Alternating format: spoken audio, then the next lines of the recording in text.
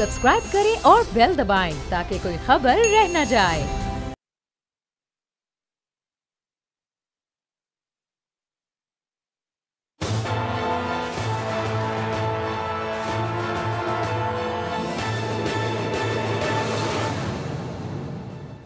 अस्सलाम वालेकुम। प्रोग्राम तज्जिया, मैं हूं लीना इलियास और आज के इस प्रोग्राम में समी इब्राहिम साहब हमारे साथ मौजूद नहीं हैं, किसी मसरूफियत की वजह से उन्हें कहीं जाना पड़ा।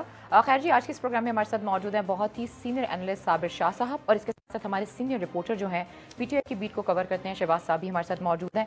सबसे बड़ी खबर जो थी वो कल की ये थी कि हमाद अजहर को वज़ीर ख़जाना लगा दिया गया। इससे पहले जो वज़ीर ख़जाना थे हफीज़ शेख साहब, आखिर उन्हें क्यों तब्दील किया गया?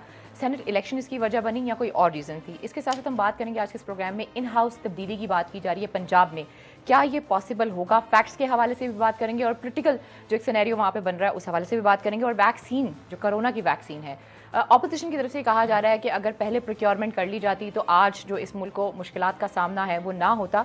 अब इस हवाले से भी बात करेंगे क्योंकि इमरान खान साहब ने एक अमाउंट जो है वो मुख्तस की है कोरोना वैक्सीन के हवाले से, लेकिन अभी भी हम ये देख रहे हैं कि ब्लेम गेम जो है वो हो रही है और यही कहा जा रहा है कि वैक्सीन जो है वो खरीद ली जाएगी। फिर जो अगर सोशल मीडिया पर आप जाएं तो वहाँ पर आपको नजर आता है कभी किसी मिनिस्टर का नाम लिया जाता है, कभी किसी तर्जुमान का नाम लिया जाता है कि ये इन्वॉल्व है। और जब वैक्सीन में प्राइवेट सेक्टर इन्वॉल्व होगा तो क्या आम बंदे तक इसकी रसाई आसानी से होगी या नहीं होगी, या बहुत वो महंगी आम बंदे को मिलेगी? सबसे पहले मैं आगाज करूंगी साबिर शाह साहब, आपकी इजाजत है। सबसे पहले मैं शहबाज आपकी तरफ आऊंगा कि जो हफीज शेख को तब्दील किया गया इसकी बुनियादी वजह क्या है? क्योंकि जब सेनेट के इलेक्शंस हो रहे तो ये बात की जा रही थी कि हफीज शेख साहब को अंदरूनी तौर पे पीटीआई में बहुत से लोग पसंद नहीं करते। इवन इमरान खान साहब के साथ भी उनकी इतनी कंपैटिबिलिटी नहीं थी और बहुत से लोग उन्हें पैराशूटर समझते थे। अब हमाद अजहर साहब भी आए हैं। हमाद अजहर साहब का भी एक पोलिटिकल बैकग्राउंड है और कहीं ना कहीं वो बहुत सी उन चीज़ों से कनेक्ट करते हैं जिनके बारे में कहा जाता है कि हफीज शेख साहब भी उन लोगों से कनेक्ट करते थे। सो ये जो तब्दीली है, एक तो इसकी रीज़न मुझे बताएं और एक्सेप्टेबिलिटी आपको लगता है हमाद अजहर साहब की ज़्यादा है? बहुत शुक्रिया लीना। देखें, जहाँ तक आपने बात की है ना कि उनको कबूल करेंगे या नहीं, वो उस लिहाज से अगर देखा जाए हमाद अजहर साहब एक इलेक्टेड मेंबर हैं और पीटीआई के अंदर एक अच्छी रेपो वाली शख्सियत हैं। और सेकेंडली बात यह है कि अब्दुल हफीज़ शेख को हटाने की बहुत सारी वजूहात हैं और जो सबसे मेन वजह जो बनी, जिसको गवर्नमेंट ने खुद भी एक्सेप्ट किया, वो ये था कि बीइंग वो जो मुआशी टीम थी वज़ीर आज़म की, उनके वो सरबराह थे और वो महंगाई को कंट्रोल करने में नाकाम रहे, जिस पर कल शिबली फराज ने पहले इस बात को तस्लीम किया, फिर बाद में उन्होंने यू टर्न लिया कि अब्दुल हफीज़ शेख अच्छी शख्सियत के मालिक थे और हम उनके लिए दुआ गो भी। अब उनको आज पता चला है कि कोविड पॉजिटिव भी हो गया, अल्लाह ताला उनको सेहत दे। तो एक तो बेसिक वजह ये थी। दूसरी जो बड़ी वजह ये थी कि वज़ीर आज़म किसी भी मेंबर को, मुझे आपको भी, एक फेडरल मिनिस्टर बना सकते हैं आइन के आर्टिकल के तहत 6 माह के लिए, लेकिन उस 6 माह के अंदर उन्हें मेंबर कौमी असम्बली या फिर सेनेटर इलेक्ट करवाना होता है। तो अब्दुल हफीज़ शेख साहब को बनवाया गया था 10 दिसंबर को फेडरल मिनिस्टर और प्लान ये था कि सेनेट से उनको कामयाब करवाया जाएगा तो वो as a federal minister continue करेंगे और आफ्टर गवर्नमेंट अगर तहरीक इंसाफ के नहीं आती तो he will continue as a senator. लेकिन अब्दुल हफीज़ शेख साहब यूसुफ रज़ा गिलानी से हार गए सेनेट में और चूँकि 9 जून तक वो रह सकते हैं, लेकिन अब इशूज़ ये हैं कि आगे IMF से भी मुज़ाकरात करने हैं। फिर उसके बाद सबसे बड़ा जो हमारे लिए मसला है वो FATF का है, जिसमें तमाम मामलात हमाद अजहर साहब देख रहे हैं। और उसके अलावा पार्टी के अंदर एक्सेप्टेंस जो थी अब्दुल हफीज़ शेख की, वो समझेंगे ना होने के बराबर थी, क्योंकि उनको लोग पार्टी के अंदर, तहरीक इंसाफ के अपने अंदर लोग उनको पैराशूटर कहते थे कि इनको ला के हमारे ऊपर मुसल्लत कर दिया गया है। एक्सेप्टेंस नहीं थी, बिल्कुल नहीं थी। जमात में जब एक्सेप्टेंस नहीं थी तो फिर 6 महीने तक या इतने अरसे तक क्यों इमरान खान साहब ने उन्हें इस पोस्ट पे रखा? क्या रीजन थी, वजह क्या थी? इमरान खान साहब, जून का अभी तो बहुत दूर है, जून से पहले ही वो चले गए। बिल्कुल आप ठीक कह रही है। हैंड ओवर होती है ना IMF से, अगर आपने मुज़ाकरात भी करने हैं, बातचीत भी करने हैं, हफीज शेख साहब प्रॉपर तरीके से ब्रीफिंग देंगे, चीजें होंगी। अभी कोविड हो गया, वो तो चले गए आइसोलेशन में, तो किस तरीके से संभालेंगे फिर ये? देखिए, इमरान खान साहब को, जो पार्टी के हेड भी हैं, इमरान खान साहब जो फैसला कर लें वो अटल होता है पार्टी के अंदर, वो उस पर किसी की नहीं सुनते। वो उनकी मर्जी से ही फेडरल मिनिस्टर हैं, उससे पहले मुशीर रहे। अब देखिए, जिस तरह असद उमर साहब को हटाया गया था, फिर उनको लाया गया था। अब पार्टी में हफीज शेख के अलावा बहुत से लोग हैं जिनकी एक्सेप्टेंस नहीं है, मैं भी जानता हूँ, आप भी जानती हैं। बहुत से मुशीर ऐसे बैठे हुए जो बाहर से आ गए, जिनको पहले कोई नहीं जानता था, लेकिन अब वो तहरीक इंसाफ के वजीर हैं, मुशीर हैं। बहुत से लोग हैं जिनकी एक्सेप्टेंस नहीं है, लेकिन अब्दुल हफीज शेख साहब को बहुत सारी चीज़ें मार गई हैं। और हमारे ज़राए ये बता रहे हैं कि कुछ फेडरल मिनिस्टर्स थे जिन्होंने वज़ीर आज़म को कहा था कि अगर हफीज शेख साहब मजीद रहे तो शायद पार्टी को नुकसान हो सकता है, ना सिर्फ हमारी हुकूमत को नुकसान हो सकता है, क्योंकि ऑलमोस्ट हाफ टेन्योर तो तहरीक इंसाफ इस वक्त गुजार चुकी है। और हमाद अजहर साहब ने पिछला, आपको याद होगा कि बजट भी उन्होंने पेश किया था, और पिछला बजट इस वजह से उन्होंने पेश किया था कि अपोजिशन ने ये एतराज़ किया था कि कोई मुशीर जो है वो बजट पेश नहीं कर सकता, हम इस पर एहतजाज करेंगे। तो फिर हमाद अजहर साहब की जिम्मेदारी वज़ीर आज़म लगाई थी कि वो बजट पेश करेंगे। तो ये अब्दुल हफीज शेख साहब की जो रीजंस हैं उनको हटाने की बहुत सारी हैं। सबसे बड़ी जो मेन रीजन है, बिल्कुल बिल्कुल आप कह सकते हैं। और दूसरी जो सबसे बड़ी बात है, एक वज़ीर-ए-आज़म ने नेशनल प्राइस कंट्रोल कमेटी, और उसको चेयर कर रहे थे Abdul Hafeez Shaikh being federal minister of finance. और नेशनल प्राइस कंट्रोल कमेटी 6 माह से महंगाई कंट्रोल करने में नाकाम रही है। इवन के जिन 2 प्रोविंसेस में और फेडरल इस्लामाबाद कैपिटल टेरिटरी जहाँ बैठे हुए हैं, यहाँ पर महंगाई आपके सामने है, बिल्कुल वो नाकाम। ठीक है, मैं आपकी ये बात मान लेती हूँ कि इमरान खान साहब ने जो हफीज शेख साहब को हटाया, उसकी जो एक बहुत बड़ी रीजन है कि वो महंगाई पर जो है वो काबू नहीं पा सके, इनकॉम्पिटेंसी है उनकी। लेकिन साबिर साहब, मैं आपकी तरफ आऊंगी। जब असद उमर साहब को हटाया गया तो असद उमर साहब ने एक इंटरव्यू दिया, उनका जो सोशल मीडिया वो भी बहुत एक्टिव हुआ। उन्होंने कहा एक कॉल आई और पता ये चला कि मुझे जो है हटाया जा रहा है, इमरान खान ने भी मुझसे सरसरी बात की और इनडायरेक्टली मुझे मैसेज पहुंचा दिया गया। बहुत से लोग ये समझते हैं कि हफीज शेख साहब जब आए थे तो इमरान खान साहब भी उनको इतना नहीं जानते थे। अब हमाद अजहर साहब का आना, क्या ये चीज़ें वैसे ही कनेक्ट है जैसे असद उमर साहब को निकाला गया, वैसे ही कनेक्ट हैं जैसे हफीज शेख साहब को निकाला गया? अलीना, बात ये है कि किसी का बाप भी महंगाई कंट्रोल नहीं कर सकता इस मुल्क, और कोई भी इस इकोनॉमी को इस तरह ठीक नहीं कर सकते। आपको लगा दें, मुझे लगा दें, महंगाई किस तरह कंट्रोल करेंगी, मुझे बताएं आप। भाई यहाँ अवाम भी शामिल है, दुकानदार भी शामिल है महंगाई में। एक शहर का रेट दूसरे शहर से नहीं मिलता। एक शहर के अंदर 10 बाजार है, 10 बाजार में आप चले जाएं, फल और सब्जी का रेट आपस में नहीं मिलता, चाहे 1 रुपए का। एडमिनिस्ट्रेशन इन्वॉल्व है, सभी लोग इन्वॉल्व है, नंबर 1।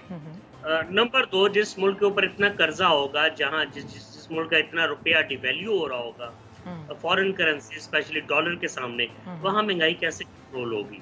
2 चीजें होंगी। अच्छा, तीसरा ये, जहाँ होर्डिंग होगी, जहाँ जखीरा अंदोजी होगी, जहाँ मिडल मैन आड़ती का रोल बड़ा ज्यादा होगा, जो किसान से बहुत सस्ते दामों चीजें लाके मंडी में बेचेगा और बहुत ज्यादा प्रॉफिट लेगा, वहाँ महंगाई कैसे कंट्रोल होगी? ये सब बकवास है। हफीज शेख उतने ही नालायक है जितने हमाद अजहर नालायक साबित हों, जो इनसे पहले लोग नालायक साबित हुए। लेकिन मुझे आपकी बात से तो ये लग रहा है ये एक्चुअली ना ही हफीज शेख साहब नालायक हैं और ना ही हमाद अजहर साहब नालायक हैं। ये हालात ऐसे हैं कि कोई भी अगर बंदा आएगा, जितनी मर्जी उसके अंदर कैपेसिटी हो, वो डिलीवर ही नहीं कर पाएगा, क्योंकि पाकिस्तान की किसी भी लिहाज से जो पॉलिसी है वो क्लियर नहीं है और गवर्नेंस नहीं है। अलीना, मुझे 1 सेकंड दीजिए। जी जी। हफीज शेख का कसूर ये है कि टेक्नोक्रेट अमूमन खुश्क और स्टबन होते हैं। अब देखिए, उनको 3 लोगों ने तो कम से कम वोट नहीं दिया जो नजर आया। ये आमिर लियाकत साहब भी बाद में बहाने लगा रहे थे, इन्होंने खुद कहा था मैं वोट नहीं दूंगा। शहरियार अफरीदी थे, जरताज गुल भी थे। तो अब इन तीनों के खिलाफ एक्शन कब होगा जिन्होंने पार्टी पॉलिसी के खिलाफ वोट दिया या वोट खराब किया या नहीं दी? अब ये देखना इनके खिलाफ एक्शन कब होगा। हाँ, हफीज शेख को एग्जिस्ट नहीं कर पाए होंगे लोगों के साथ, कुछ लोगों को इन्होंने काम नहीं किए होंगे, कुछ जायज काम भी नहीं किए होंगे, मैं ये सब मानता हूँ।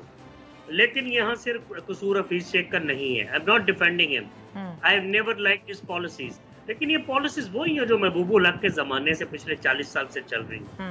मुझे बताइए, देखिए 1 सेकंड ठहरिए। बीइंग एन इकोनॉमिक स्टूडेंट, ये इकोनॉमी बड़ी सिंपल है, इसमें इकोनॉमिक जार्गन में जाने की जरूरत नहीं है, इसमें आपको मैल्थस, रिकार्डो और केन्स की किताबें पढ़ने की जरूरत नहीं है। 10 रुपए है पाकिस्तान के पास, 4 रुपए फर्ज कीजिए डेट सर्विसिंग में चला गया, जो कर्जा लिया, ठीक, जो बाकी बचा उसमें से फिर 2-3 रुपए फौज को चले गए, बाकी जो बचे वो MNAs, MPs और एडमिनिस्ट्रेशन को चले गए, जिसमें से 80-85% गबन हो गया, खाया पिया गया, 5-10% आवाम के लिए बचता है। मुझे बताइए, बड़ा सिंपल मैथमेटिक्स है। तो अब इसको कौन ठीक करेगा? इमरान खान नहीं करेंगे तो कौन करेगा? इनसे पिछले ने तो नहीं किया। तो ये कोई ऐसी मुश्किल इकोनॉमी भी नहीं है जिसको कंट्रोल ना किया जा सके, नंबर 1। ठीक हो गया। दूसरा, क्या काम है फाइनेंस मिनिस्टर का? बाहर से कर्जे लेने हैं सस्ते दामों। और यार, आप यहाँ मार्शल लगा दे, यहाँ मार्शल भी लगते रहे, पहले पाबंदियां लगती हैं, बाद में कर्जे मिलते हैं। 30 अरब डॉलर से ज्यादा आया हमें 9/11 के बाद। तो IMF वर्ल्ड बैंक के तो अपने कोई असूल नहीं है पैसे देते वक्त, तो यहाँ किसी। अच्छा, अभी एक और शहबाज ने बात की है, sorry to cut you here once again, अभी शहबाज ने एक और बात की है कि IMF के पास हमने दोबारा जाना है। मुझे याद है कि जब असद उमर साहब को हटाया जा रहा था, तभी ये बात आ रही थी कि भाई IMF के पास दोबारा जाना है, तो फटाफट जो है वो हफीज शेख आ गए थे ताकि डायलॉग वगैरह सारी चीज़ें हों। अब दोबारा से ये बात हो रही है कि IMF के पास जो है इन्होंने जाना है। लेकिन बात ये आती है कि अगर तैयारी असद उमर साहब ने की है, हफीज शेख साहब ने की है, तो अगर असद उमर जाते हैं तो हफीज शेख साहब कैसे डिलीवर कर पाएंगे, और अगर हफीज शेख साहब चले गए हैं तो अब हमाद अजहर साहब कैसे डिलीवर कर पाएंगे। और हमाद अजहर साहब के बारे में भी जैसे कि मैंने आपको बताया कि उनका एक पॉलिटिकल बैकग्राउंड है, वो किसी ना किसी को रिप्रेजेंट करते हैं, जैसे कि हफीज शेख साहब किसी ना किसी को रिप्रेजेंट करते हैं। तो इसमें अगर हम इमरान खान साहब से ये कहें कि भाई इमरान खान साहब की जो सिलेक्शन है या उनका विजन है वो क्वेश्चनेबल है, तो क्या वो दुरुस्त होगा? मैं फिर वही कहूंगा कि मैं सिर्फ इमरान खान को ब्लेम नहीं करूंगा अलीना जी। देखिए, कर्जा लेना है अपनी आईएमएफ से, वो पहले नखरे करेंगे बाद में दे देंगे। करना क्या है? बिजली महंगी करनी है, आवाम को तंग करना है। ठीक हो गया। 4.25 ट्रिलियन रुपए के टैक्स टारगेट होता है इसका, और जो पूरा कर लेते हैं किसी न किसी तरीके से, मारते किसको है? जो एग्जिस्टिंग टैक्स पेयर होता है, जो नौकरी पेशा होता है, जिसका टैक्स डिडक्शन एट सोर्स होता है। ठीक हो गया। इवेजन बहुत है, टैक्स की अवॉइडेंस बहुत है। लेकिन जब 4.25 ट्रिलियन रुपए हम इकट्ठे करते हैं, जहन में रखिए कि आवाम और बिजनेसमैन की जेबों से 7 अरब रुपए निकल चुके हैं, बाकी करप्शन की नजर हो चुके हैं। इसमें किस विजन की जरूरत है कि अगर ये फेडरल बोर्ड ऑफ रेवेन्यू को काबू नहीं कर सकते, वहां करप्शन को 50% कम कीजिए, उससे डॉक्यूमेंटेड इकोनॉमी आपकी कम होगी। किस विजन की आप बात करती हैं? ये कौन सी कोई ऐसी रॉकेट साइंस है जो असद उमर से नहीं संभली या इमरान खान से नहीं संभल रही? बाबा, ये करप्शन को कंट्रोल करने की बात है। You have to have a will power. आपको जो बिजनेसमैन की लॉबीज हैं, माफियाज हैं, उनसे चंदे नहीं लेने। चंदे लेंगे तो ये कार्टेल जो है, ये चीनी के साथ यही करेंगे जो उन्होंने किया, पेट्रोल के साथ करेंगे, आटे के साथ चीनी पे रिपोर्ट आई है साबिर साहब, इसके अलावा आटे पे रिपोर्ट आई है, पेट्रोलियम पे रिपोर्ट आई है, हर चीज पे तो रिपोर्टें आ रही हैं। और जी चंदे दिए हुए हैं, एक्शन कैसे होगा? मेरी बात समझ रही हैं आप? जी जी। अस्पताल को भी चंदे हैं, पार्टी को भी चंदे हैं, नवाज शरीफ को भी चंदे मिलते रहे, जरदारी को भी चंदे मिलते रहे। बाबा वो चंदे देते हैं तो उन्होंने पैसा कहां से कमाना है आपसे? आप चंदे देने के बाद आप मेरी बात समझ रही? चैरिटी और चंदों की जब तक ये घपले नहीं खत्म होंगे, पॉलिटिकल फाइनेंस को हम लॉज के अंडर नहीं लेके आएंगे जब, तो तब तक ये माफियाज इसी तरह चलते रहेंगे। सीमेंट माफिया हो, टेक्सटाइल माफिया हो, ये ऑयल इंपोर्टर्स हो, ये इलेक्ट्रिसिटी प्रोड्यूसर हो, ये इंडिपेंडेंट पावर प्रोड्यूसर हो, ये आटे वाले हो, ये कोई हो, ये चंदे देते हैं। ये चंदे फटाफट देते हैं इलेक्शन से पहले। तो ये आप किरदार पैदा करें पहले सियासतदान, उसके बाद किसी को आप कर सकते हैं, वरना आंख शर्माती है क्योंकि हाथ ने लिया होता है, इस तरह मांगा होता है इनसे। ये कौन सी साइंस है मुझे बताइए। अच्छा, यहाँ पर एक और चीज भी है शहबाज, मैं ये देख रही थी कि जो बिलावल भुट्टो जरदारी साहब है वो ये कह रहे हैं कि पीडीएम की बहुत बड़ी कामयाबी है हफीज शेख का जाना। वो किस वजह से ये बात कर रहे हैं? वो बेसिकली इस वजह से बात कर रहे हैं कि शुरू से पीडीएम ये कह रही थी कि हफीज़ शेख जो हैं वो आईएमएफ के वजीर हैं। अच्छा। और हफीज़ शेख को लाने का मकसद ये है कि हम आईएमएफ के साथ, हमने अपना मुल्क आईएमएफ को दे दिया। अच्छा, और फिर दूसरी वो इसलिए कह रहे हैं कि यूसुफ रज़ा गिलानी ने हफीज़ शेख को हराया था, तो उस वक्त जब इमरान खान की हफीज़ शेख से मुलाकात हुई, मुझे याद है मैंने उसको कवर किया था, तो वो वज़ीर-ए-आज़म ने उस वक्त हफीज़ शेख को कहा था कि आप अभी काम जारी रखें, क्योंकि उसी वक्त से इतला शुरू हो गई शायद हफीज़ शेख अभी फौरी तौर पर इस्तीफ़ा दे दें, लेकिन उन्होंने नहीं दिया था इस्तीफ़ा। लेकिन आप देखें कि सेनेट इलेक्शन के बाद वज़ीर-ए-आज़म ने अब खुद उन्हें को कहा है कि वो अपना ओहदा छोड़ दें। और आज बाज़ाब्ता तौर पे ये बड़ी इंपॉर्टेंट बात है कि अब्दुल हफीज़ शेख साहब ने इस्तीफ़ा नहीं दिया, बल्कि वज़ीर-ए-आज़म ने उन्हें कहा, वज़ीर-ए-आज़म की हिदायत पर जो सदर मुमलिकत हैं उन्होंने फारिग करने की मंजूरी दी है। तो ये बड़ी इंपॉर्टेंट चीज़ है। बिलावल भुट्टो अपनी वो कामयाबी इसलिए पीडीएम कहती है कि वो ये उनका शुरू से एक तो मौक़िफ़ ये था कि ये आईएमएफ के वज़ीर हैं और शायद मुल्क आईएमएफ के हवाले करें। दूसरा अभी जो स्टेट बैंक से मुतालिक जो ऑर्डीनेंस है उस पर अपोजिशन ने काफ़ी एहतजाज भी किया, कल असम्बली में भी एहतजाज किया है, जिस पर गवर्नमेंट ने कहा कि हम इस पर बहस करेंगे। और जिसमें ये कह रहे हैं कि स्टेट बैंक सारी चीज़ों को वो करेगा, जी जिसमें कंट्रोल करेगा। हाँ, और वही कह रहे हैं कि स्टेट बैंक शायद गवर्नमेंट के कंट्रोल से निकल गया और आईएमएफ के कंट्रोल में चला गया। वो चीज़ें सारी पार्लियामेंट के अंदर ऑर्डिनेंस आएंगे, उस पर बहस होगी, तो वो तो सब कुछ क्लियर हो जाएगा। लेकिन जो बिलावल का ये बयान है वो बेसिकली एक तो ये कि शिकस्त उन्होंने दी थी यूसुफ रज़ा गिलानी ने अब्दुल हफीज़ शेख को सेनेट में, तो वो इस लिहाज से अपनी कामयाबी मानते हैं कि उस वक्त फौरी तौर पर, क्योंकि उस वक्त वज़ीर-ए-आज़म ने फैसला किया था कि हफीज़ शेख हारे तो मैं एतमाद का वोट लूँगा। जब एतमाद का वोट वज़ीर-ए-आज़म ने ले लिया और उसके बाद जब वज़ीर-ए-आज़म ने ये मुनासिब समझा कि अब तो शायद पीडीएम के अंदर भी कोई थोड़ी सी फूट पड़ चुकी है, क्योंकि वज़ीर-ए-आज़म इमरान खान ने खुद ये कहा अब्दुल हफीज़ शेख को कि वो ओहदे से रिज़ाइन करते हैं। और जो इम्पॉर्टेंट बात वो यही है कि जो तहरीक इंसाफ के अपने लोग हैं, इनके कैबिनेट मेंबर, बल्कि कुछ वज़रा ने वज़ीर-ए-आज़म से बाज़ाब्ता दरख्वास्त की थी कि अब्दुल हफीज़ शेख को मज़ीद कंटिन्यू आप ना करवाएं। ये हमारे लिए भी जो है वो खतरनाक होगा, क्योंकि और हमें नुकसान पहुँच सकता है। शायद साबिर साहब ने उसको इशारा भी किया कि वो बहुत से लोगों जो चाहते थे कि उनको नवाजा जाए, उन्होंने उनको उस तरीके से नहीं नवाजा, बल्कि आखिरी दिनों में वो एक्टिव रहे हैं इस हवाले से। लेकिन अब्दुल हफीज़ शेख ये सिर्फ इमरान खान की हुकूमत के वजीर तो नहीं है, ये तो पीपल्स पार्टी के दौर में भी वजीर थे और मुशर्रफ दौर में भी रहे हैं। तो तहरीक इंसाफ जिस आइडियोलॉजी पे आई थी वो आइडियोलॉजी पे नहीं अब वो चल रही थी, और वजह ये थी कि खजाने कुंजी एक ऐसे शख्स को आपने ला के बिठा दी इसमें पार्टी के अंदर ये वादे उठती थी कि ये एक पैराशूटर हैं और इन्होंने 5 साल के बाद जब हुकूमत खत्म होगी तो ये तो बाहर चले जाएंगे, इनका स्टेक क्या है, वो एक ब्रीफ केस लेकर आए, ब्रीफ केस लेकर बाहर चले जाएंगे। असल में जवाब तो सियासी लोगों ने देना होता है ना, और खजाने कुंजी जब आप ऐसे लोगों के हाथों में देंगे तो फिर सवालात तो उठते हैं। लेकिन एक और भी बात की है साबिर साहब ने क्या ये महंगाई इशू नहीं है?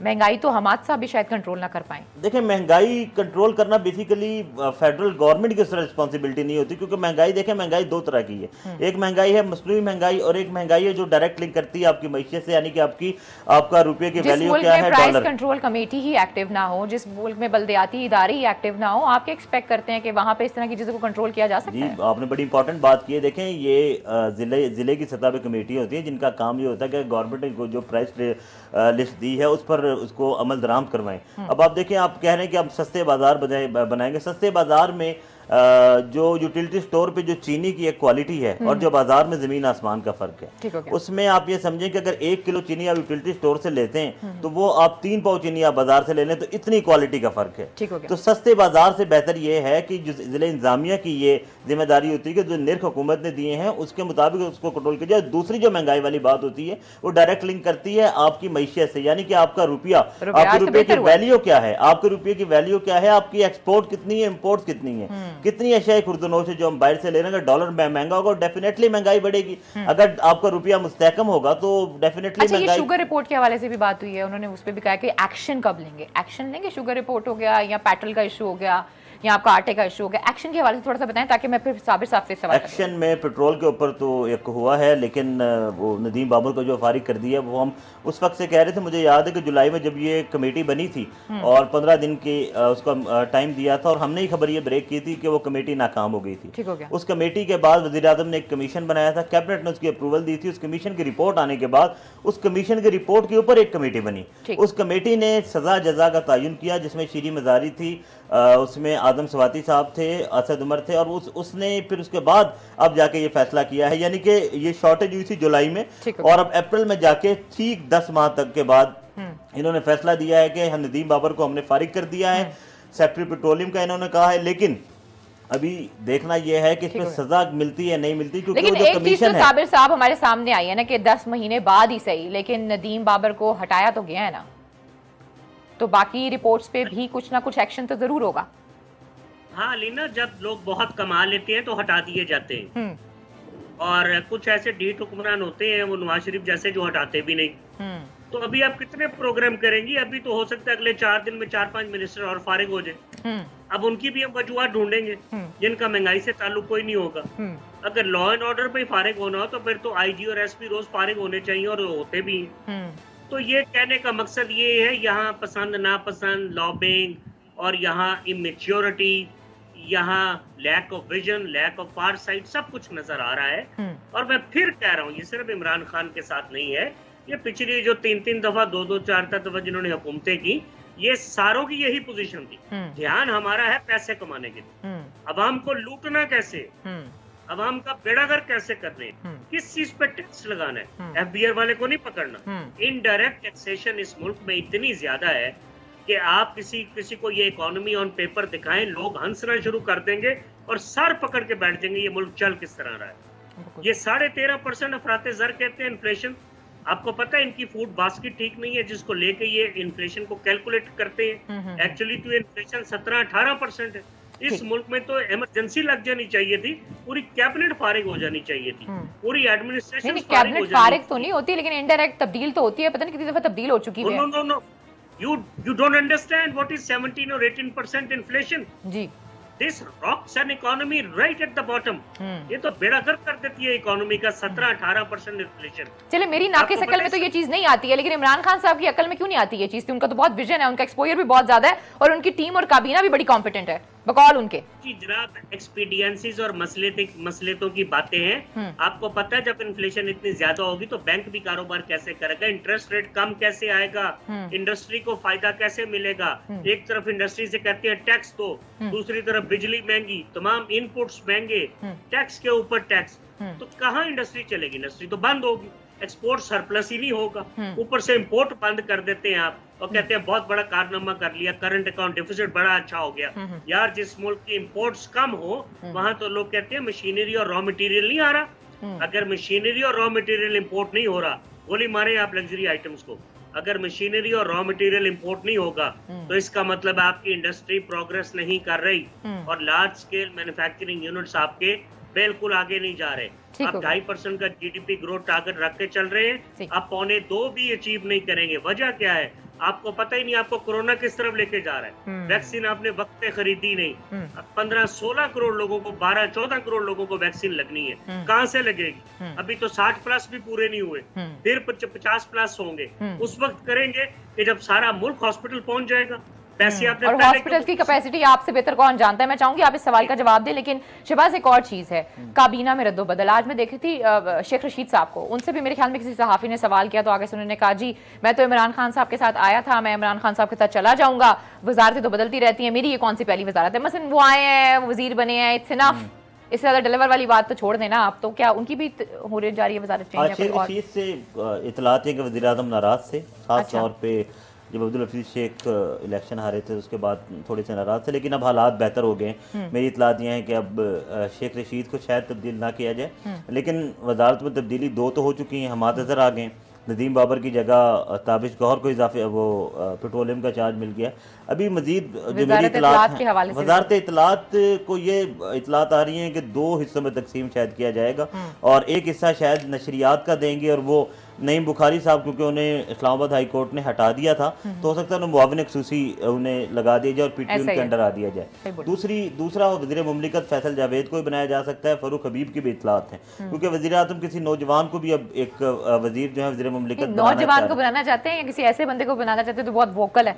अगर बात वोकल की जाए तो मेरा ख्याल है फिर मुराद सीधे फवाद चौधरी में से कोई लगना चाहिए, क्योंकि इतलात ये थी कि फवाद चौधरी की भी इतलात है कि शायद उनको फुल फ्लेज जो है वो इतलात का वजीर बना दें। और ये भी हो सकता है कि वो साथ टेक्नोलॉजी रखें, साथ एडिशनल उनका पोर्टफोलियो दे दें। शिबली फराज जो कि दोबारा सेनेटर मुंतखब होने के बाद अभी तक उन्होंने हलफ नहीं लिया, उनको इतलात ये है कि या पेट्रोलियम में एडजस्ट किया जाएगा या उनको कम्युनिकेशन दी जाएगी। पर 3-4 ऐसी वजारतें हैं जो कि तब्दील होनी है, कम्युनिकेशन, ओवरसीज साइंस। आजकल मैं ये देख रही हूँ कि जब शिबली फराज साहब आते हैं तो जिस भी शो में वो जाते हैं तो सबसे पहले जो इंट्रोडक्शन उनका होता है वो यही होता है कि उनकी बड़ी एक्सपर्टी है पेट्रोलियम के हवाले से। पता नहीं कौन सी रिपोर्टें बनाई हुई हैं, वो शिबली फराज साहब हमें भी हमेशा ये कहते हैं कि पेट्रोलियम एक्सपर्टी, और वो बड़ी लॉबिंग कर रहे हैं इस वक्त लॉबिंग कर रहे हैं और वो खबरें भी चलवा चुके हैं कि शायद मुझे पेट्रोलियम का कलमदान मिल रहा है। लेकिन अभी वज़ीर आज़म ने, क्योंकि अभी वो आज सेहतियाब हो गए हैं वज़ीर आज़म और कोविड से उन्होंने अपनी दोबारा जिम्मेदारियां संभाल ली हैं, तो इतलात तो यही है कि 1 से 2 रोज़ में ये फाइनलाइज हो जाएंगी चीज़ें।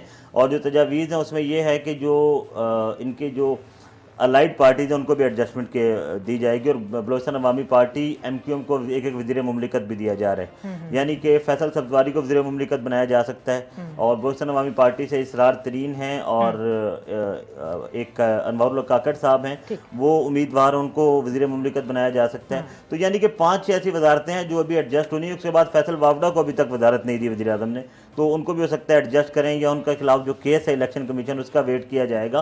तो 6-7 वजारतें ऐसी हैं जो आइंदा 24 से 48 घंटों के दौरान इतलात ये हैं कि सारे इत्तेहादियों को भी खुश किया जाएगा और कुछ अपने लोगों को सबको खुश किया जाएगा और ये आगे पीछे होंगी और हटेगा कोई नहीं, सब वही शक्लें हैं, बस वजारत के नाम जो है वो तब्दील कर वजारतों के नाम तब्दील होंगे। प्रोग्राम में वक्त एक छोटी सी ब्रेक है, जो ब्रेक से वापस आएंगे। साबिर शाह साहब ने एक बड़ी अहम वो है कोरोना वैक्सीन के हवाले से, आखिर कोरोना वैक्सीन को खरीदने में अब हम इतनी लेट क्यों है, ताखीर का शिकार क्यों है, ये सारा इशू जो है इस पर बात करेंगे। लेकिन प्रोग्राम में वक्त एक छोटी सी ब्रेक का, स्टे विद अस।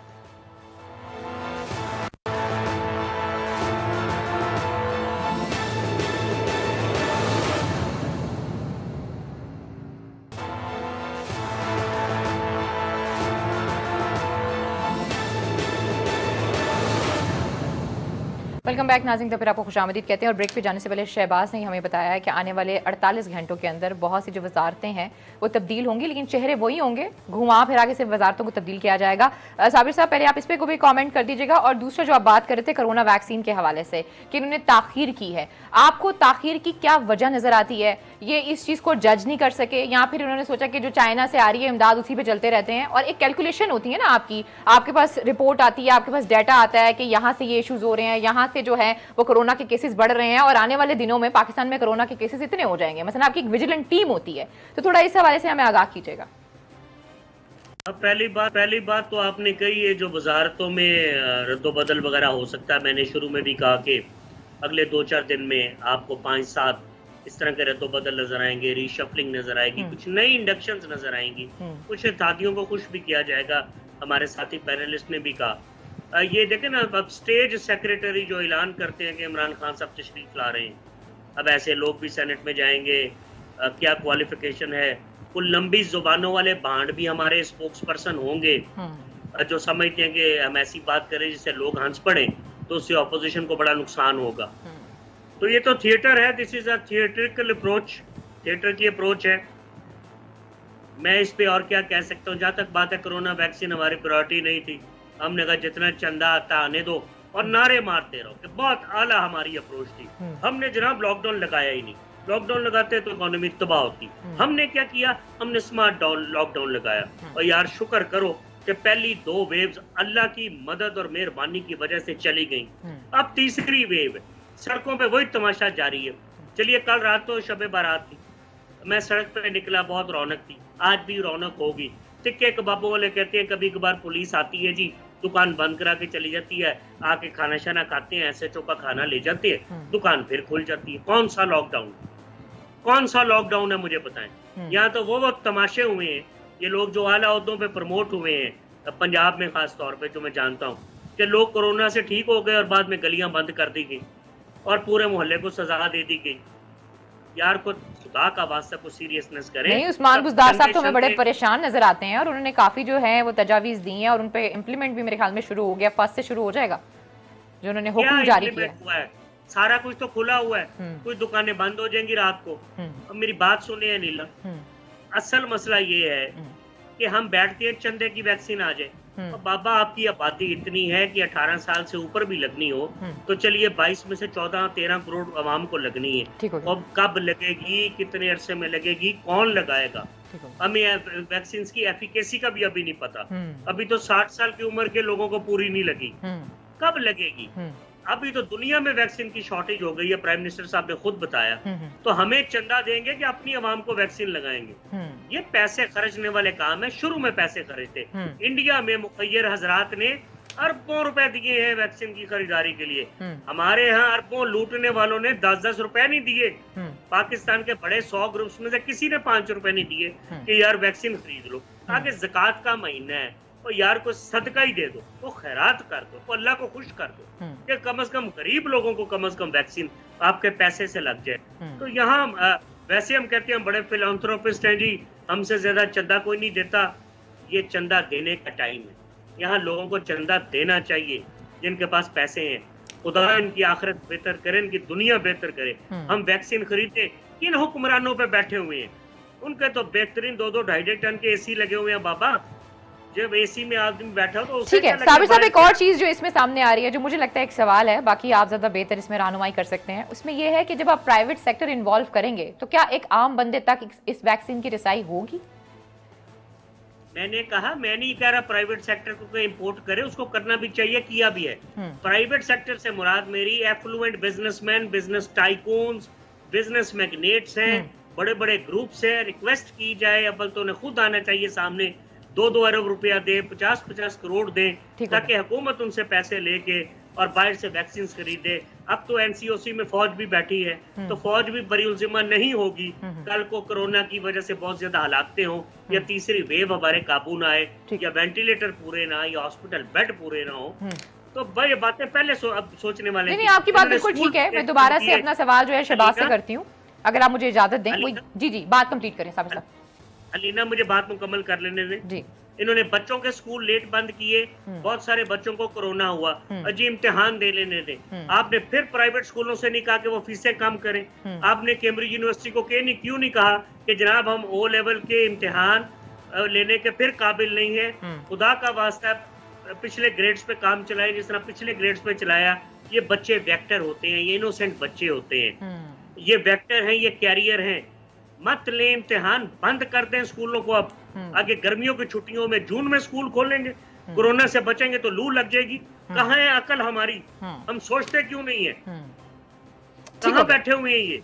ठीक हो गया, ये तो मैं नहीं बता सकती ये कहाँ बैठे हैं, लेकिन जिस जगह पे बैठे हैं बकौल आपके वहाँ पे अकल का आना जाना मना है। खैर वापस आऊंगी शहबाज साहब आपकी तरफ। मेरा जो सवाल था वो ये था कि अगर आप प्राइवेट सेक्टर को इन्वॉल्व करते हैं, अगर $10 की एक वैक्सीन है, तो जब प्राइवेट सेक्टर इन्वॉल्व होता है, ये बिजनेस बन गया। जब बिजनेस बन गया तो डेफिनेटली वो अपनी कमाई करेंगे। जब वो अपनी कमाई करेंगे, मुल्क के हालात ऐसे हैं कि इस वक्त अगर आप बाजार में आलू लेने भी जाए ना तो आपको पता चलता है 100 रुपए 200 रुपए किलो हुआ आपका आलू, ठीक है, और शायद वो जो मिल भी रहा है वो भी मीठा मिल रहा है। तो आप मुझे बताएं इस हालात में, जबकि जैसे कि इशारा भी किया है साबिर साहब ने कि अब तो वैक्सीन जो है वो मिल ही नहीं रही है, इंटरनेशनल मार्केट से भी गायब हो गई है, क्योंकि मैं ये देख रही थी कि बहुत से लोगों ने परचेजिंग करना शुरू कर दिया है, स्टोर करना शुरू कर दिया है। तो इन हालात में अगर आप प्राइवेट सेक्टर को इन्वॉल्व करते हैं और कोई वैक्सीन यहाँ पर आ भी जाती है तो वो तो हमारी तो इतनी सख्त ही नहीं है कि हम उसको। आप ये देखें ना अलीना के पाकिस्तान में इस हुकूमत में 2 वजीर सेहत फारिग हुए अद्वियात महंगी होने पर। हाँ जी। पहले आमिर कियानी फारिग हुए, फिर डॉक्टर जफर मिर्जा फारिग हुए। हाँ, जिनसे पूछा ही। ठीक है, ये 2 वजीर सिर्फ इस वजह से फारिग हुए हैं कि अद्वियात महंगी हुई थी, इन्होंने कमीशन लिया था,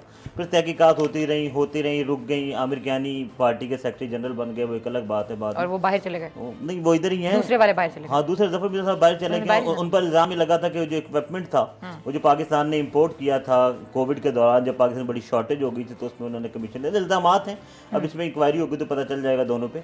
तो अब आप जहां तक आपने बात की ना प्राइवेट सेक्टर को इन्वॉल्व करने की, प्राइवेट सेक्टर पाकिस्तान में एक माफिया है। प्राइवेट सेक्टर पाकिस्तान में दयानतदार नहीं, इस बात को आप ध्यान में रखें। इस से मुतालिक ट्रांसपेरेंसी इंटरनेशनल भी एक लेटर लिखा है। अब देखें हमारे हमसाया मुल्क भारत में वही वैक्सीन की क्या रकम है और पाकिस्तान में क्या तजवीज़ की है, और जो ड्रैफ्ट ने तजवीज़ की थी उस पर भी लड़ाई हो गई कि नहीं इससे भी ज़्यादा करें, इस पर तो हमें पड़ी नहीं रही। तो आप अंदाज़ा लगाएं कि जब आपको कही जाए एक शख्स जिसकी जो दिहाड़ीदार शख्स है, जिसकी 15-20 हज़ार रुपये उसकी तनख्वाह होगी, 4 उसके बच्चे होंगे, और उसे कहा जाए कि वैक्सीन वो 15,000 फी बंदे को लगाए, घर में 6 अफराद, तो कैसे वो अफोर्ड करेगा। तो प्राइवेट सेक्टर को अगर आपने वैक्सीन वाकई इंपोर्ट करने की इजाज़त देनी है तो ये हुकूमत का फ़र्ज़ बनता है कि उसमें आप तो इसे सब्सिडाइज़ करें। अगर सब्सिडाइज़ नहीं कर सकती तो फिर हुकूमत फिर इस बात पर अमल दरामद होना, जो अभी तक नाकाम हुए हैं, कि अगर आपने कीमत तय कर दी है कि 3,000 4,000 मुकम्मल डोज की है, मैं मुकम्मल की बात इसलिए कर रहा हूँ कि एक डोज का जो पहले 4200 रुपये एक की कीमत मुकर्रर की थी और 84 से 2 डोज की, लेकिन वो उस पर भी वो राजी नहीं थे। तो ये प्राइवेट सेक्टर के इन्वॉल्व होने से डेफिनेटली हमें नुकसान होगा। उसकी वजह जिस तरह साबिर साहब भी ये फरमा रहे थे कि कम एटलीस्ट 23 करोड़ आबादी के मुल्क में 18 ताखिर का रीजन क्या है? आप तो जाते हैं कवर करते हैं, क्या बातचीत होती है? ताखिर का क्या रीजन है? किसको देना है, नेग्लिजेंस किसको नहीं देना? क्योंकि कुछ वुज़रा का भी नाम आ रहा था, कुछ करीबी लोगों का भी नाम आ रहा था, वो कहते हैं कि हम परचेज करना चाहते हैं। लेकिन वो जिसकी आप बात कर रही हैं वो तो उसकी ताखीर तो समझ आती है, लेकिन खुद क्यों नहीं ली इसकी ताखीर समझ में नहीं आती। ये नेग्लिजेंस है। हमने बहुत ताखीर से वैक्सीन, चाहे वो हमने अपने दोस्त मुल्क चीन से हमने मांगी, उन्होंने साइनोफार्म की वैक्सीन हमें दे दी है, हमने उनसे खरीदी क्यों नहीं, ये हमारी नेग्लिजेंस कहेंगे इसको। और फिर अभी तो 60+ सारे नहीं हुए, 50+ की आज से रजिस्ट्रेशन शुरू हुई है। तो कब जाके जो एक आम शहरी है जो अस्पताल भरे हुए वेंटिलेटर से, और वेंटिलेटर्स की भी सूरत हाल है कि हमने जो भी खबर सुनी है, अल्लाह रहम करे, वेंटिलेटर्स के बाद बंदा बचता नहीं है, जो अभी तक की सूरत है। और अस्पताल भरे हुए हैं और आपने बड़ी देर की है, तालीमी इदारे बहुत लेट बंद किए हैं, लॉकडाउन पे आप अमल दरामद, जिस तरह का लॉकडाउन पहला लगा था, मुझे याद है नेशनल सिक्योरिटी कमेटी का इजलास हुआ था 13 मार्च को और फैसला हुआ था उसी तरह का लॉकडाउन आप लगाएं, या फौज और रेंजर्स को, पुलिस को आप सड़कों में खड़ा करें, आप उसको इम्प्लीमेंट करवाएंगे। वही दिन चल रहे हैं ठीक 1 साल के बाद। अगर जब तक आप वो इम्प्लीमेंटेशन नहीं करवाते, आपके मुल्क में कोविड खत्म, जो कारोबारी लोग हैं वो तो इतने हॉस्टाइल हैं, ऑलरेडी कारोबार को आपने इजाजत दे दी। आपने कहा कि आप हफ्ते में 5 दिन 6 बजे तक कारोबार करें, आप फजर से खोलें अपनी दुकानें 6 बजे तक करें, 2 दिन आप छुट्टी करें। देखिए कारोबार उस वक्त होगा ना जब आपकी जिंदगी होगी, जान से तो ज्यादा कुछ नहीं। मुझे याद है कि यही दिन थे पिछले साल, इस वक्त पाकिस्तान में वो कोरोना आया था और लॉकडाउन लगा था। लेकिन ये अब जो थर्ड वेव है वो उससे ज्यादा खतरनाक है और इसमें रेशो भी बहुत ज्यादा है। सिर्फ इस्लामाबाद में 15-16 तक रेशो चली गई है कोविड की, लाहौर यानी कि इस्लामाबाद में हर 6 में से एक बंदा और हमारे तो अस्पतालों की जो कैपेसिटी है वो हमारे सामने ही है, बेड ही नहीं है, सरकारी यही है। लेकिन इसमें पाकिस्तान ने वैक्सीनेशन बहुत लेट की। अभी तक मेरा ख्याल है कि आम शहरियों को वैक्सीनेशन लग जानी चाहिए थी, जो कि अभी तक हम 50-60। ये हतमी फैसला किसने लेना था? इमरान खान साहब ने ना? ये हतमी फैसला इमरान खान ही करते हैं, लेकिन वो एनसीओसी भी इसमें इन्वॉल्व है। और इमरान खान ने तो अप्रूव किया था, फिर एनसीओसी असद उमर साहब ने आज एक ट्वीट किया है जिसमें उन्होंने कहा है कि जी वैक्सीन का कुछ आलात वगैरह हमने ले ली और अप्रैल से वैक्सीन अब की जो पैकिंग है वो पाकिस्तान में शुरू हो जाएगी। और सिंध हुकूमत ने ये फैसला किया कि वो चीन से वैक्सीन खरीदेगी। सूबाई हुकूमतों का भी किरदार है, गवर्नमेंट का भी किरदार है। ये इनको खुद चाहिए था कि अपने अपने शहरियों के लिए खुद वैक्सीन खरीदते।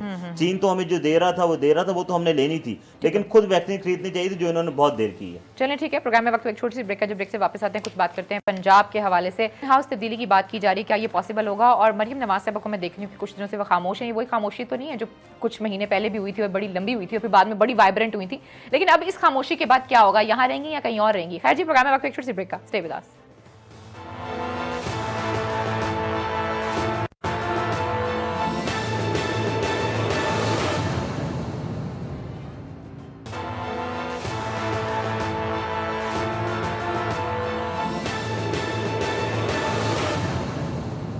वेलकम बैक नाज़रीन, का फिर आपको खुशामदीद कहते हैं। और ब्रेक पे जाने से पहले जो मैंने बात की थी वो पीडीएम के हवाले से की थी। एक तो पीडीएम का मुस्तकबिल क्या है, साबिर साहब आप भी बताइएगा। और जो मैंने सवाल किया था, अब मैं ये देख रही हूँ कि मरियम साहब थोड़ा बीमार हो गई हैं और बीमार होने के बाद वो खामोश भी हैं, इतना सोशल मीडिया पे एक्टिव भी नहीं है। आपको याद है खामोशी पहले भी हुई थी, लेकिन उसके बाद जब उनका वापस वो आई तो बड़े वाइब्रेंट तरीके से वो वापस आई। अब वो इस तरीके से वापस आएंगी या कहीं और ही जाएंगी? अभी तो लीना गर्मी बहुत है, अब हम तो सड़कों पे नहीं आ रही। आगे रमजान है, रश है, कोरोना है, तरावियां हैं, चोरी भी हमने बहुत करनी है और माफी भी बहुत मांगनी है। तो हम तो अपने कामों में बिजी हैं, मरियम के साथ कौन होगा? जहाँ तक बात है तब्दीली की, तो तब्दीली तो पहले दिन ही आ सकती थी। बड़ी फ्रेल सी मेजोरिटी है, मुस्लिम लीग नून हिम्मत करके देखती तब्दीली आ जाती। हिम्मत कर नहीं ना सकते। हमारे जो मैथमेटिशियन बैठे होते हैं ना पर्दों के पीछे, इनको पता ही नहीं लगता किस किस्म की असेंबली बन रही है, जिसमें फर्क ही 4-5-6 वोटों का है, पंजाब हो या फेडरल हो। अब मसला ये ना, पंजाब हिलता है तो इमरान खान भी हिल जाते हैं, उतना ही फर्क फेडरल में है। वही लोग जाके फेडरल में जाके तब्दीली ले आएंगे। अभी ऑर्डर नहीं है, जब थपकी आएगी सड़क पे निकलने की वो होगा। अभी मौसम बहुत ज्यादा अनफ्रेंडली है। मौलाना भी इसीलिए बीमार है, क्योंकि ये भी उनके लिए भी पैसा इकट्ठे करने का टाइम है, क्योंकि मदरसे चलने हैं, तरावियां होनी है, सहरी इफ्तारी के इंतजामात होने हैं। तो मौलाना हजरात तो इस मौसम में बहुत बिजी होते हैं, फर्श वगैरह धोते होंगे, नई दरियां आ रही होंगी, नए फाइनेंसियर आ रहे होंगे, ज़कात बहुत ज्यादा आ रही होगी। अब ज़कात को ठिकाने भी लगाना है, उसका इस्तेमाल भी करना है। सो या तो फिर कोई और पार्टी पैसे दे दे 1.5-2 अरब रुपया, वरना मौलाना तो अभी बिजी। मरियम मैंने आपको बताया कोरोना का नहीं, मरियम साहब तो ये बात करती हैं कि वो जमहूरियत के साथ हैं, और अगर उस्मान बुज़दार साहब को हटाने की बात की जाए तो ये गैर जमहूरी अमल है और ये ख्वाहिश किसी और की है, इसलिए वो इस ख्वाहिश में शामिल नहीं हो सकती। इनके और इनके वालिद ने, मरियम और इनके वालिद ने बहुत ही कम जमहूरी काम किए हैं जिंदगी में, और बहुत ही कम जमहूरी अंदाज में सोचा। पापा ऑर्डर नहीं है, जुर्रत नहीं है किसी की।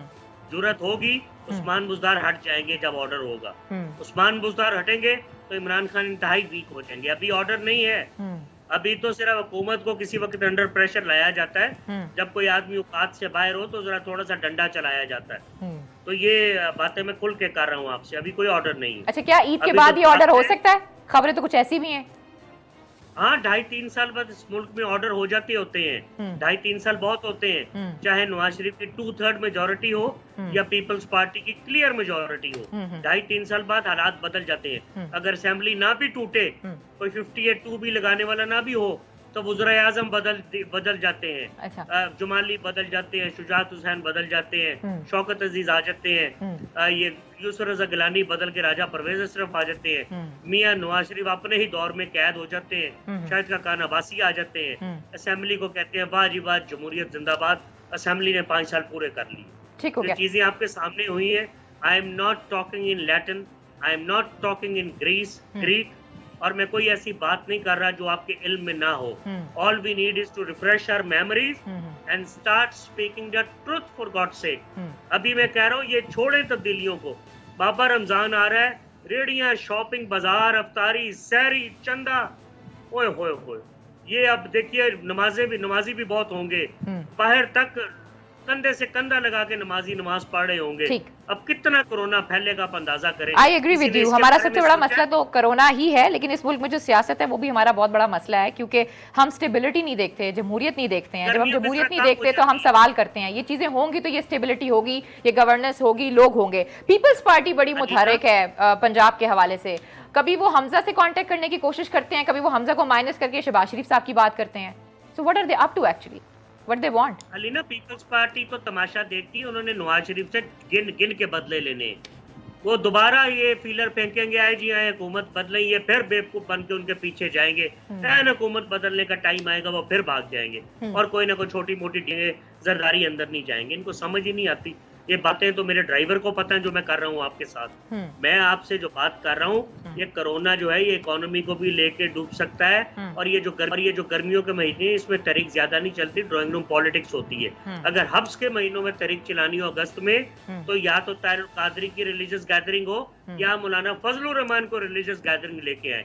पॉलिटिकल वर्कर गर्मी हब्स के महीनों में नहीं आगे जाता होता। ये लाहौर से जाएंगे गुजरांवाला तक, इनके सांस फूल जाएंगे। कौन पानी की सपीलें लगाएगा, कौन हब से लड़ेगा? सदारती निजाम देखते हैं आता हुआ आप? जी, सदारती निजाम देखते हैं आता हुआ आप? बेग योर पार्डन अलीना, सदारती निजाम जो है दोबारा से इस हवाले से बातें होना शुरू हो गई हैं, कहा जा रहा है डिस्कशंस हो रही हैं इस हवाले से। आप देखते हैं कुछ तब्दीली? We all need a change. Why not? मेरा ख्याल है 2-3 महीने बाद तजुर्बा कर लेने चाहिए। इमरान खुद प्रेसिडेंट लग जाए, कोई हर्ज नहीं। इस तरह तो असेंबलियां नहीं ना चलेंगी कि बिल ही पास नहीं होता। फिर मेजोरिटी लेने के लिए आपको तमाम मोरालिटी और एथिक्स को ट्रैम्पल ओवर करना पड़ता है, संजरानी को जिताने के लिए या गिलानी को हराने के लिए। तो इस तरह तो असेंबलियां नहीं चलती, बिल पास नहीं होते। तो अगर सदारती आ जाए निजाम, अगर तो काम चलाना है, कुछ अवाम की मर्जी के बिल भी पास होंगे, तो ऑर्डिनेंस सदर नाफिज कर दिया करते हैं, नो हार्म। मैं ये कहता हूँ इमरान ही सदर आ जाए। दिस इज नॉट डूइंग अरबों रुपए का खर्चा हो रहा है कि इलेक्शन पे 2.5-3 करोड़ रुपए का खर्चा हो रहा है, माओ के बच्चे मर रहे हैं। What the hell is going on? बिल्कुल सही बोल रहे हैं। आई इसका पैसा है, ये तो टैक्स पेयर का पैसा है। बिल्कुल ठीक बोल रहे हैं। बिल्कुल। कौन तमाशा लगा रहा है और कौन तमाशा देख रहा है? I think the court should be taking stern action. ठीक हो गया। शहबाज, आपसे मेरा ये सवाल है, पंजाब इन हाउस तब्दीली, देखिए खान साहब परेशान है? इन हाउस तब्दीली अभी तो बहुत मुश्किल। उसकी वजह ये है कि इस वक्त पीपल्स पार्टी और नून लीग की राहें आप कहें या ना कहें जुदा हो चुकी हैं। बट इस मामले में तो मुज़ाकरात चल रहे हैं, चाहे वो हमजा से बात करें, चाहे वो शहबाज किसी से से बात करें। लेकिन नहीं, इसमें देखें, इसमें पीपल्स पार्टी ने मुस्लिम लीग ने उनको धोखा दिया। उसकी वजह यह है कि एक बात तयशुदा थी पीडीएम के प्लेटफॉर्म से कि chairman Peoples Party, deputy chairman Abdul Ghafoor Haideri JUIFA और अपोजिशन लीडर मुस्लिम लीग नून का होगा। जब अब आपका चेयरमैन और डिप्टी चेयरमैन हार गए तो अब आप कहेंगे जी, फिर आपको याद है जी हमारी सबसे ज़्यादा अक्सरियत है और इसलिए हम अपोजिशन लीडर हमारा हक है। तो ये इन्होंने नून लीग को धोखा दिया। धोखा भी उस वक्त दिया जब मरीम नवाज़ की पेशी कैंसिल हुई थी और मरीम नवाज़ ने सबको, जो पीडीएम के लीडर उनसे इदारे एकजाती के लिए आए थे, तो उनको उन्होंने नाश्ते पे बुला लिया अपने घर और उसमें कमर ज़मान कायरा ही मौजूद थे। और वहाँ पर पता चला कि जी गिलानी साहब पीछे से गेम डाल गए और उन्होंने अपोजिशन लीडर पीपल्स पार्टी ने अपना बना लिया है। तो इस तमाम तो सूरत हाल के बाद जहाँ तक बात है पीपल्स पार्टी, देखें 370 से जायद के अवाम में 7 सीटों से तब्दीली नहीं आती, ये बात ध्यान में रखें।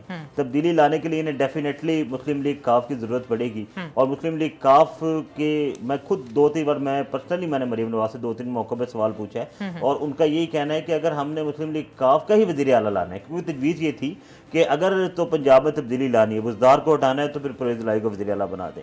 तो मुस्लिम लीग नून उस बात को नहीं मानती। अब देखें मुस्लिम लीग नून अब इनका मसला ये है कि ये चाहते हैं कि इमरान को हटाएं, ठीक, या हुकूमत को खत्म करें। मुस्लिम लीग नून 2.5 साल का इक़्तिदार नहीं चाहती। पीपल्स पार्टी की कोशिश ये है, बिल्कुल, और पीपल्स पार्टी की कोशिश, जिसने उन्होंने अपोजिशन लीडर अपना सेनेट में बना लिया है और वो कोशिश ये कर रहे हैं। बेसिकली पीपल्स पार्टी इस वक्त मौके से फ़ायदा उठा रही है मरीम और हमजा के दरमियान जो इख्तलाफात हैं उससे, कि हम इनसे मरीम से नहीं, हम हमजा से बात करें। हमजा शहबाज भी किस सूरत राजी नहीं होंगे और ये शायद वो शहबाज शरीफ साहब से इसलिए बात करने की कोशिश में वो कर भी लेंगे, तो वो किस सूरत उस वक्त तक राजी नहीं होंगे जब तक नवाज शरीफ नहीं कहेंगे। और दूसरी चीज़ ये कि मुस्लिम लीग काफ के बगैर पंजाब में इन हाउस तब्दीली बहुत मुश्किल है। वो कि उनकी 10 सीटें, लेकिन उनकी 10 सीटें सब पे भारी हैं, ये सब जानते हैं, क्योंकि चौधरी बरादरान के अपने जो ताल्लुकात हैं सबसे नून लीग के अंदर पीटीआई के अंदर, तो वो किसी सूरत भी इस चीज़ की वो एग्री नहीं होंगे। और दूसरी बात ये है कि मुस्लिम लीग काफ का जो अपना सर्वाइवल है वो भी पीटीआई के साथ है। उन्हें वफाक में उनके पास वजारत है, पंजाब में उनके पास वजारतें हैं और साथ उनका स्पीकर भी है। तो मजीद वज़ीर आज़म ने उनसे वादा किया है कि एक वजारत उनको और भी देंगे।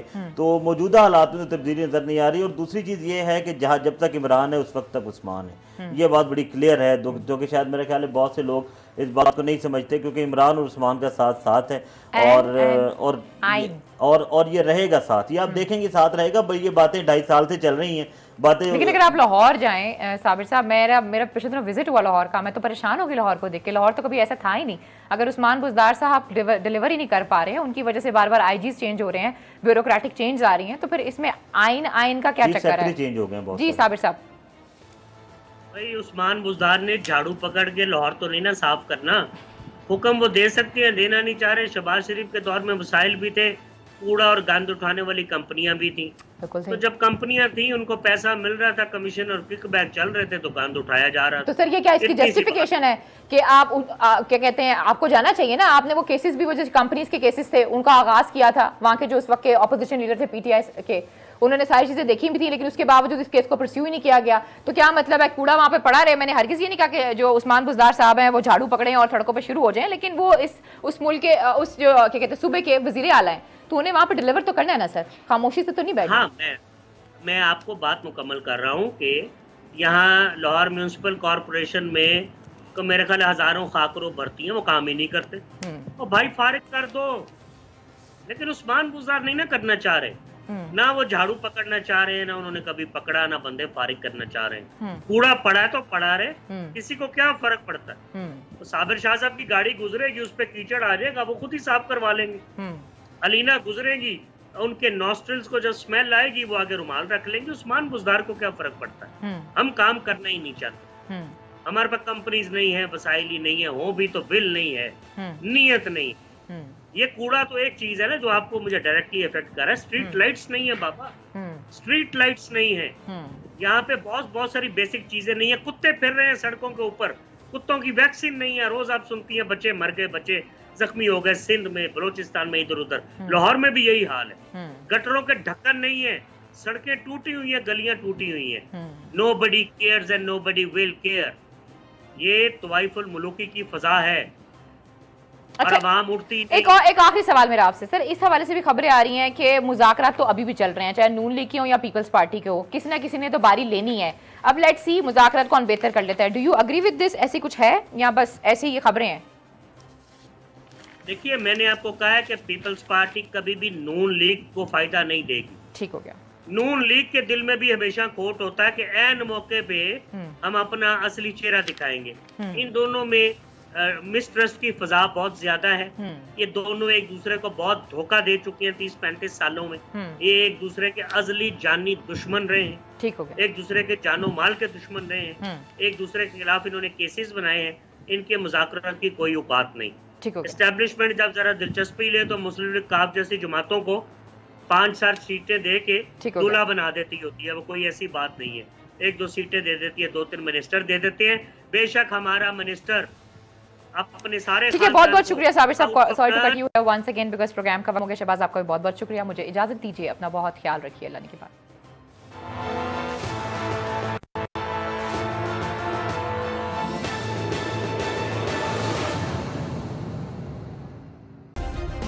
सब्सक्राइब करें और बेल दबाएं ताकि कोई खबर रह न जाए।